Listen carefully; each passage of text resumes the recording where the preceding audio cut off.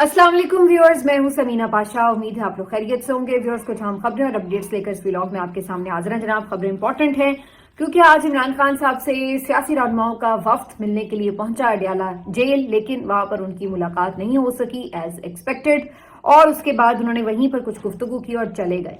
लेकिन इस सारी सूरत हाल से पहले एक जो अफसोसनाक वाकया पेश आया 8 बजे सुबह, वो था सेनेटर ऑन अब्बास बप्पी की गिरफ्तारी, या इसको आप गुमशुदगी कहें, मुझे नहीं मालूम, क्योंकि फिलहाल तो जब से उन्हें गिरफ्तार किया गया कहीं पेश नहीं किया गया। लेकिन अभी 24 घंटे का वक्त है, मुमकिन है कि उन्हें कहीं पेश कर दिया जाएगा।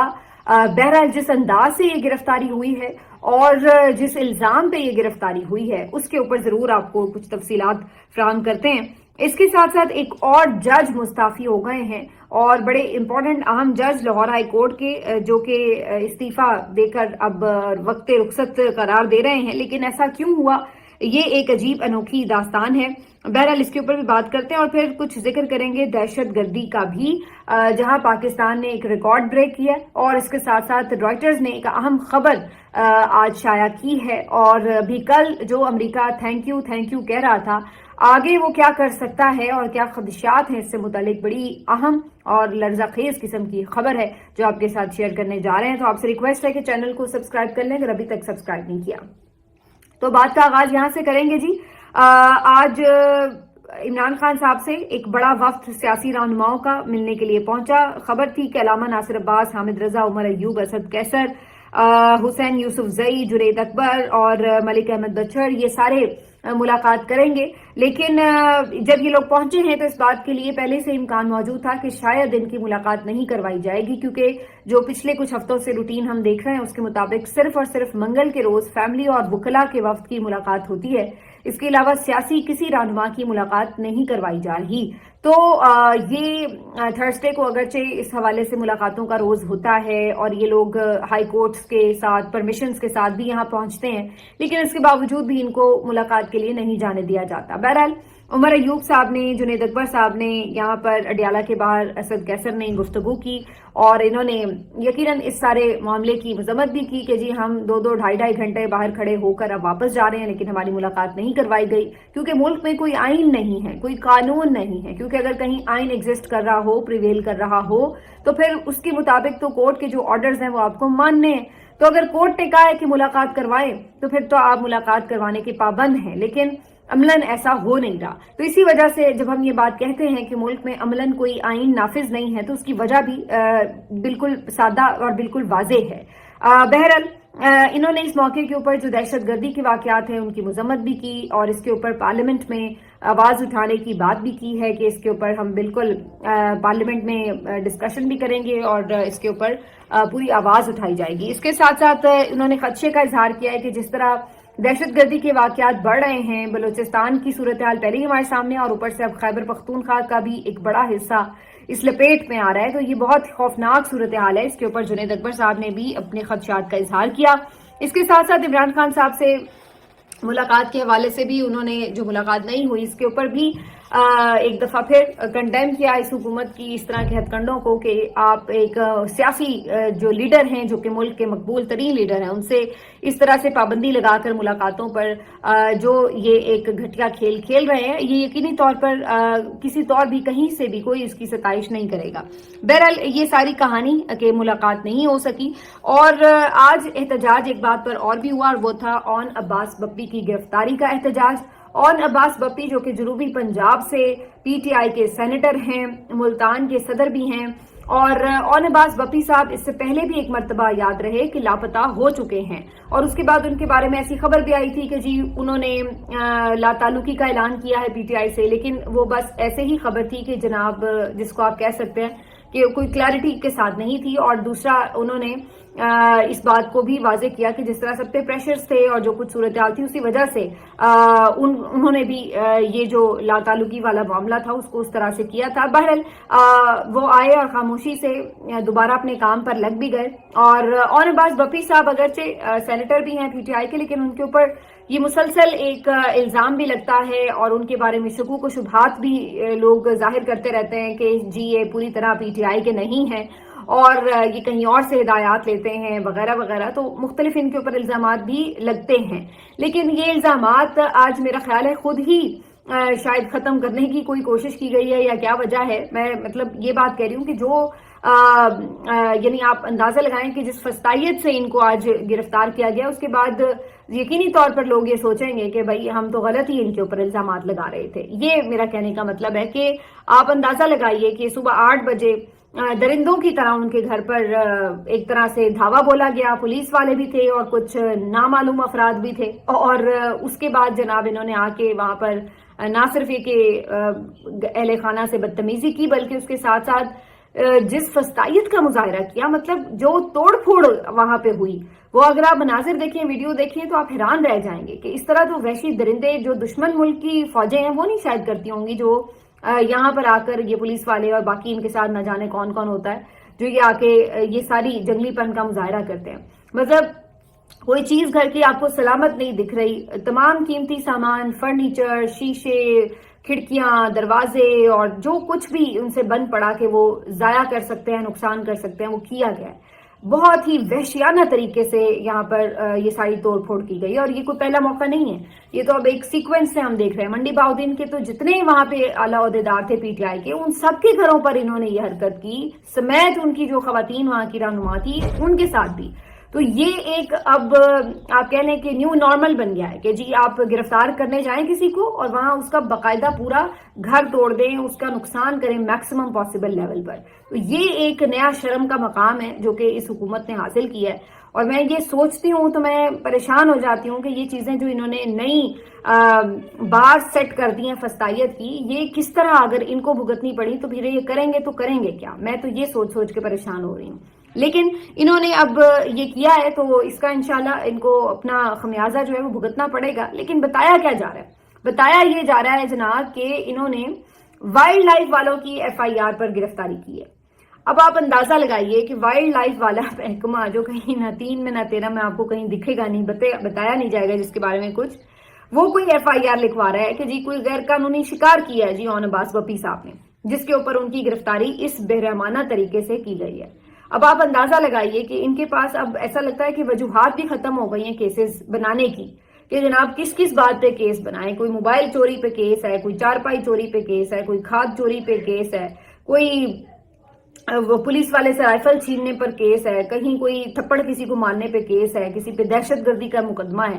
مطلب اب اتنے لا یعنی اور بےہودہ قسم کے الزامات کے اوپر ایف آئی آر کٹ چکی ہیں کہ اب ان کے پاس وہ بےہودہ الزامات بھی شاید ختم ہو گئے ہیں اور اب یہ نئے کریٹ کر رہے ہیں. تو اب یہ آیا نیا مارکیٹ میں کہ جناب یہ جو ہے محکمہ وائلڈ لائف، ان کی طرف سے ایف آئی آر تھی.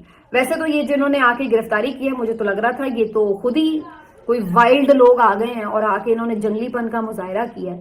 تو لگ رہا تھا کہ جنگلی جانور ہی آ گئے ہیں خود، جن کے خلاف میرا خیال ہے اون عباس بپی نے شکار کیا تھا، تو وہ جنگلی جانور خود ہی وارد ہو گئے ہیں، شاید ایسی کوئی صورتحال ہے. تو بھائی آپ محکمہ زراعت کہیں، آپ محکمہ وائلڈ لائف کہیں، آپ کے چہرے قوم پہچان چکی ہے، سب کو پتا ہے کہ آپ کون ہیں اور آپ کس طرح وارد ہوتے ہیں اور کس طرح آ کر آپ لوگوں کو فستائیت کا شکار کرتے ہیں. تو اب یہ سارا بھید کھل چکا ہے. تو یہ جو آپ وابڈا والا بنائیں خود کو، یا آپ کوئی بھی نام لے کر اس طریقے سے آئیں، پتا سب کو یہ ہے کہ کیا ہو رہا ہے اور کیوں ہو رہا ہے. تو بہرحال یہ قابل مذمت ہے. آج سینٹ میں بھی اس کے اوپر آواز اٹھائی گئی ہے اور پی ٹی آئی کے سینیٹرز نے احتجاج بھی کیا سیشن کا، پھر بعد میں انہوں نے بوائیکاٹ بھی کیا.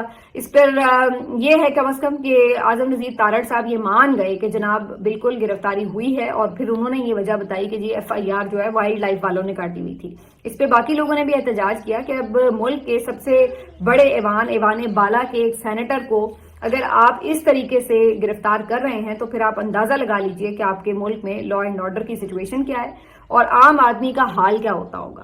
تو یہ ہے آپ کے ملک کی اس وقت حقائق اور چہرہ، جس کو آپ کو پتہ نہیں چھپانے کی کوشش آپ کرتے ہیں، لیکن پھر ظاہر ہے چھپے گا کیسے. فستائیت تو یہ اتنی عیاں ہے کہ سب کو نظر آ رہی ہے. تو بہرحال یہ معاملہ ہوا. اب یہ یوسف رضا گیلانی صاحب جو پیپلز پارٹی کے ہیں، بہت سے لوگ یہ کہتے ہیں کہ جی پیپلز پارٹی جو ہے وہ منافقت کرتی ہے، ہر ظلم میں حصہ بھی ڈالتی ہے، لیکن بعد میں جمہوری روایات کی امین بھی بننے کی ناکام کوشش کرتی ہے. تو یوسف رضا گیلانی صاحب جنہوں نے اعجاز چودھری صاحب کے پروڈکشن آرڈر بھی جاری کر رکھے تھے، لیکن ان کو آپ نے دیکھا کہ اجلاسوں میں شامل نہیں ہونے دیا گیا. اسی طرح سے اب یہ بھی ان کے لیے ایک چیلنج ہے کہ ان کے ایک اور سینیٹر کو اس طریقے سے گرفتار کیا گیا ہے، تو وہ کیا اس کے اوپر سٹینڈ لے سکتے ہیں. تو یہ کیا سٹینڈ لیں گے؟ ان لوگوں کی کوئی حیثیت ہی نہیں ہے، تو انہوں نے سٹینڈ کیا لینے ہیں؟ تو یہ ان کی جو ہے حقیقت ہے وہ آشکار ہو چکی ہے. اب آ جاتے ہیں جی اس بات کے اوپر کہ ایک طرف یہ صورتحال ہے کہ پوری جو توجہ ہے ملک کی اداروں کی وہ صرف اس بات پہ ہے کہ پی ٹی آئی کو روکنا کیسے، ان کی گرفتاریاں کیسے ہونی ہیں. یعنی سانحہ بنو کو گزرے ابھی 2 دن نہیں ہوئے، اور اس کے بعد جو آپ نے پہلی گرفتاری اس انداز سے کی ہے وہ کس کی ہے؟ پی ٹی آئی کے رہنما کی ہے. اندازہ لگائیے آپ، یہ 2 دن پہلے کی ساری کاروائی تھی سانحہ بنو کی. اب دہشت گردی ملک میں سر اٹھا چکی ہے اور بری طرح اٹھا چکی ہے، اٹھا رہی نہیں ہے، اٹھا چکی ہے. اور اب یہ بات جو ہے اعداد و شمار سے بھی سامنے آ چکی ہے. آج اس سلسلے میں جو لیٹسٹ خبر سامنے آئی ہے اس کے مطابق پاکستان کا جی دہشت گردی سے متاثرہ ملک میں دوسرا نمبر ہے. یعنی اگر دہشت گردی کا انڈیکس آپ چیک کریں کہ سب سے زیادہ اس وقت دہشت گردی کن ممالک میں ہے، تو پاکستان اس میں دوسرے نمبر پر ہے. اور 2023 کی نسبت 2024 میں جو پچھلا سال تھا اس کے اعداد و شمار پر یہ رپورٹ مرتب کی گئی ہے، اور اس کے مطابق 2024 میں 2023 کی نسبت 45% دہشت گردی کے واقعات میں اضافہ ہوا ہے. اندازہ لگائیے آپ کہ 23 سے بھی 24 میں آپ اتنی زیادہ دہشت گردی کی طرف چلے گئے ہیں کہ 45% اس میں جو ہے وہ اضافہ ہوا ہے. اور اس طرح پاکستان نے دہشت گردی والے ممالک میں دوسرا نمبر جو ہے وہ حاصل کر لیا ہے. تو آپ کے ملک میں ایک طرف یہ حالات ہیں، دوسری طرف آپ کو جیسے میں نے کہا کہ پرائرٹیز آپ دیکھ لیجئے کہ کس قسم کی ہیں. اسی ساری صورتحال کے اوپر جو ایک جڑی ہوئی خبر تھی وہ یہ تھی جو ابھی آپ نے 2 دن پہلے سنی کہ ٹرمپ نے جس طریقے سے ایک دہشت گرد کو حوالے کرنے کے اوپر شکریہ بھی ادا کیا، اس کے اوپر حکومت بھی بڑی خوش ہوئی، وزیر اعظم صاحب نے ٹویٹ بھی کیا اور حامی صحافیوں نے بھنگڑے بھی ڈالے اور یہ بھی خبریں دے ڈالیں کہ جناب ٹرمپ صاحب جو ہیں وہ تو بس سب کچھ بھلا بیٹھے ہیں، اور ان کو تو بس عاصم منیر صاحب ہوں یا پاکستانی حکومت ہو ان سے اچھا کوئی لگتا ہی نہیں ہے. اور عاصم منیر صاحب تو ان کی بہت زیادہ گڈ بکس میں آ گئے ہیں، بڑی اس کی اہمیت بن گئی ہے اور یہ ساری چیزیں. تو بہرحال ممکن ہے ایسا ہو، لیکن رائٹرز نے جو ایک اور خبر دی ہے وہ کافی الارمنگ دی ہے. ویسے اس رائٹرز کی خبر کے آنے سے پہلے یہ میں آپ کو بتا دوں کہ جو سی آئی اے چیف ہیں ان کی طرف سے بھی ایک سٹیٹمنٹ جاری ہوا، اور انہوں نے یہ جو دہشت گردی کے واقعے کے بعد جو بندہ حوالے کرنے کی بات تھی اس کے اوپر باقاعدہ یہ سٹیٹمنٹ جاری کی ہے کہ کس طرح سے پاکستانی حکام کو کہا گیا، انہیں لوکیشن بتائی گئی، آئیڈینٹیفیکیشن دی گئی، اور پھر انہوں نے بندہ پکڑ کے فوری حوالے کیا. اور انہیں یہ کام دیکھتے ہوئے، اب یہ بڑی امپورٹنٹ بات ہے، سنیے گا غور سے، یہ ٹاسک پاکستانی حکام کو دیتے ہوئے ساتھ میں یہ کہا گیا کہ بھائی اگر آپ ٹرمپ کے ساتھ اور امریکہ کے ساتھ اپنے بہتر تعلقات چاہتے ہیں تو آپ یہ کام کر لیں، اس سے آپ کو فائدہ ہوگا کہ بندہ ہمیں فوری جو ہے پکڑ کے دے دیں تو ہم جو ہے آپ کے لیے پھر راہ ہموار کر دیں گے اور آپ کو اس سے فائدہ ہوگا. پاکستان اور امریکہ کے تعلقات جو ہیں وہ نارملائز ہو سکتے ہیں، ٹرمپ کی آپ گڈ بکس میں آ سکتے ہیں. اب آپ اندازہ لگائیے کہ یہ مجھے پھر وہ سائفر کی وہ لائن یاد آ رہی تھی کہ اگر عمران خان کو عدم اعتماد سے ہٹا دو گے تو پاکستان کو معاف کر دیا جائے گا. تو یہ مجھے کچھ اسی قسم کی لائن لگ رہی تھی کہ جناب اگر وہ دہشت گرد کو پکڑ کے دے دو گے تو پھر ہم آپ کو گڈ بکس میں رکھ لیں گے، آپ کے لیے تعلقات کو بہتر کرنے میں مدد ملے گی. تو یہ انداز ہوتا ہے ایک برابری کی سطح پہ نہیں، یہ انداز ہوتا ہے ایک مالک اور آپ کے سب آرڈینیٹ کی سطح کے اوپر گفتگو کا، کہ جہاں پر آپ کہتے ہیں کہ یہ کرو نہیں تو پھر دیکھ لو تمہارے ساتھ یہ ہوگا. تو یہ اس قسم کی بات تھی، اور یہ ٹاسک اس دھمکی کے بعد پورا کر کے جس کے اوپر بڑی خوشیاں منائی گئی ہیں اور بڑے اطمینان کا اظہار کیا گیا کہ بڑا کوئی میڈل پہن لیا ہم نے، تو وہ یہ اس کے پیچھے حقیقت ہے کہ آپ نے بیسیکلی کیا کیا ہے کہ غلاموں کی طرح ایک اور آپ نے حکم بجا لایا اور اس کے اوپر آپ بڑے خوش ہو رہے ہیں. کیونکہ یہ تو ہمارا پہلے بھی ہم نے کئی دفعہ دیکھا، عافیہ صدیقی ہوں اور کئی لوگ ہوں ان کو پکڑ کے ہم دیتے ہیں، اپنے ہم سے آج تک دہشت گرد نہیں پکڑے جاتے پوری طرح. بہت سے واقعات ہیں ان کا ہمیں پتہ ہی نہیں ہے کہ وہ دہشت گرد کدھر ہے، لیکن امریکہ کا دہشت گرد ہم نے پکڑ کے دے دیا ہے. لیکن امریکہ پھر بھی کسی کا اتنی جلدی سگا بنتا نہیں ہے، یہ بات یاد رہے، کیونکہ امریکہ کی جو ہسٹری ہے اس میں ہم یہ دیکھتے ہیں کہ وہ باقی ممالک کو، حکمرانوں کو صرف اور صرف ٹشو پیپر کی طرح یوز کرتا ہے، اور جب اس کا مقصد اور مفاد نکل جاتا ہے تو اس کے بعد پھر ان کو سائیڈ لائن کر دیتا ہے. تو یہ کوئی اس کی نئی بات نہیں ہے، ایسی یہ روایت ہے، امریکہ کی ہسٹری ہے یہ، اور یہ پاکستان کے ساتھ بھی کئی دفعہ ہو چکا ہے. تو کہنے کا مقصد یہ ہے کہ اب ایک طرف یہ مقصد آپ نے ان کو پورا کر کے دے دیا، اور اگلی خبر جو رائٹرز سے آ رہی ہے وہ اب آپ سن لیجئے کہ رائٹرز والے یہ بتا رہے ہیں کہ افغانستان اور پاکستان کے شہریوں کے امریکہ داخلے پر پابندی کے امکانات ہیں. اب ٹرمپ انتظامیہ یہ سوچ رہی ہے کہ افغانستان اور پاکستان سے آنے والے شہریوں کو کیا امریکہ میں آنے کی اجازت ہونی چاہیے یا یہ اجازت ختم کر دی جائے. اور ان کا کہنا یہ ہے کہ اس کے اوپر قوی امکانات ہیں کہ یہ جو پابندی ہے وہ لگ سکتی ہے کہ کوئی بھی نہ. ہم تو وہ پابندیاں سن رہے تھے کہ شاید کوئی امریکی جو ہیں وہ کچھ پاکستانی آفیشلز کے اوپر پابندیاں لگانے جا رہے ہیں. بھائی وہ تو ٹوٹلی بین کرنے جا رہے ہیں کہ پاکستان اور افغانستان سے بندہ ہی کوئی نہ آئے. تو اس طرح کی صورتحال ہو سکتی ہے. تو آپ اندازہ لگا لیجئے کہ کیا ہمارے ملک کی اس وقت ریٹنگ ہے اور اس کی کیا آپ جو ہے وہ عزت کروا رہے ہیں دوسرے ممالک میں. تو یہ ایک خوفناک اور الارمنگ خبر ہے. لیکن اب یہ جو تازہ خدمت کی ہے پاکستان نے، اس کے عوض کیا یہ اتنا سخت فیصلہ لینے سے روکا جا سکے گا ٹرمپ کو؟ یہ اب میرا خیال ہے دیکھنا ہوگا. عرضی تو ڈالی جائے گی کہ دیکھیں جی ہم تو آپ کی کتنی خدمت کر رہے ہیں، تو آپ یہ کام نہ کریں، باقی دیکھتے ہیں کہ فیصلہ کیا ہوتا ہے. لیکن یہ جو ہے وہ ساری کافی افسوسناک صورتحال ہے. اور یہ میں وہ بات کہہ رہی ہوں جو اب کوئی ایسی کوئی راکٹ سائنس نہیں ہے. پہلے یہ باتیں ہم کہہ رہے تھے، اور ہم تو کافی دیر سے کہہ رہے ہیں، بتا رہے ہیں، انٹیمیٹ کر رہے تھے، لیکن ہماری باتوں کو تو ایسے کہا جاتا تھا کہ جی پتہ نہیں کوئی بائسڈ ہم اوپینین دیتے ہیں. اب تو جو ان کے حامی صحافی سمجھے جاتے ہیں یا جو کوئی آپ سمجھ لیں کہ نیوٹرل صحافی سمجھے جاتے ہیں، وہ تک یہ آ کے بتا رہے ہیں کہ باہر حالات کیا ہیں. آج میں اعجاز سید صاحب کا بھی ایک کلپ دیکھ رہی تھی جس میں وہ یہ بتا رہے تھے کہ آپ نے بظاہر تو میڈیا کو، سیاسی جماعتوں کو مینج کر لیا ہے، لیکن حقیقت کیا ہے کہ جو عوام ہے وہ فوج سے متنفر ہوئی پڑی ہے. پورا بلوچستان آپ کا، آدھے سے زیادہ آپ کا کے پی، سندھ کے اندرون علاقے اور پنجاب میں بھی یہی صورتحال ہے. اب آپ ٹی وی پہ کچھ نہ دکھانے دیں، کوئی بات نہ چلانے دیں، تو کیا اس سے صورتحال بدل جائے گی؟ اعجاز سید یہ بات کہہ رہے ہیں کہ آپ جا کے اسلام آباد سے کراچی تک جو روڈ سائڈ جائیں اور کہیں پہ بھی کسی چائے والے کے ساتھ ڈھابے پہ بیٹھ کر کسی سے گفتگو کر کے دیکھ لیں، اور پھر آپ دیکھ لیں کہ لوگ آپ کے بارے میں بات کیا کر رہے ہیں. تو فوج جو ہے وہ انتہائی غیر مقبول ہو رہی ہے. اور اس بات کا ہم بہت دیر سے، میں نے تو پچھلے ولاگ میں یہ بات کی تھی، آج ابھی میرے ذہن میں آیا کہ اعجاز سید کا کلپ یہ آیا ہے، تو میں نے سوچا آپ سے ڈسکس کروں کہ ہم تو یہ باتیں بہت پہلے سے کہہ رہے ہیں کہ بھائی آپ کدھر لے کے جا رہے ہیں اپنے ادارے کو بھی، اس ملک کو بھی. کیونکہ جب آپ کے اداروں سے ہی لوگوں کا اعتماد اٹھ جائے گا تو پھر ملک اور ریاست کی کیا حیثیت رہ جائے گی؟ اس کی سالمیت تو خود ہی آپ خطرے میں ڈال رہے ہیں یہ کر کے جو آپ کر رہے ہیں. یہ ہے، اور اس کا واحد حل جو ہے، جو اس کا راستہ ہے، وہ ایک ہی ہے، بڑا سمپل ہے، وہ سیاسی راستہ ہے. آپ سیاسی حکومت کو، جو منتخب حکومت ہے، جو عوام کی چوائس کی حکومت ہے، اس کو اس کا مینڈیٹ دیں اور اس کے مطابق جو ہے وہ ملک کو چلنے دیں. یہی اس کا حل ہے. اس کے علاوہ آپ دنیا کی کسی دیوار میں جا کے ٹکر مار لیں، آپ کو کچھ حاصل نہیں ہونے والا. اور یہ جتنی مرضی آپ جھوٹے اخبارات چھپوائیں، جو مرضی آپ کریں، اس سے حقیقت نہیں بدلنے والی. تو یہ ہے. اس سے مجھے مریم نواز صاحبہ کی بھی وہ ایک سٹوری ابھی آئی، میں دیکھ رہی تھی تو وہ یاد آ گئی، لیکن اب اگلے ولاگ میں ڈسکس کریں گے. اپنا خیال رکھیے.